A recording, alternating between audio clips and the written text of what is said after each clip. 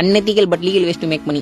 First step என்னன்னா, டோலரா இருக்க நீங்க டோலியா மாறணும். அதுக்கு பூந்தமல்லியிலேருந்து ஒரு 150 ஒரு பிடிச்சி ஸ்ட்ரைட்டா டி நகருக்கு போயிட்டீங்கன்னா நம்ம பாய் கடைக்கு போயிடுங்க. அங்க போயிட்டு சுடிதாரு, விக்கு, கொட்டாங்குச்சி எல்லாம் உங்க சைஸுக்கு வாங்கிக்கோங்க. ஏன்னா நீங்க தான் போட போறது. அங்க வாங்கின எல்லாத்தையும் அங்கேயே மாட்டிட்டு உடனடியாக கெசட் ஆஃபீஸ்க்கு கிளம்பிடுங்க.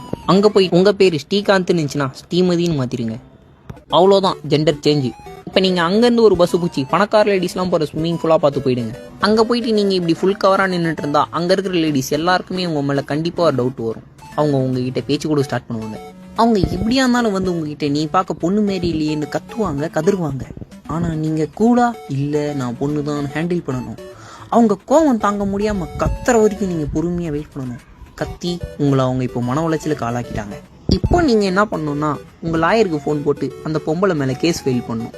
அவங்க உங்களை ஜெண்டர் மிஸ்லீட் பண்ணி உங்களை மன உளைச்சலுக்கு ஆளாக்கிட்டாங்க. அதனால் அவங்கக்கிட்ட நஷ்டஈடாக 2 கோடி ரூபா வரைக்கும் கேட்கலாம். கேஸ் எப்படியோ நீங்கள் ஜெயிச்சிருவீங்க.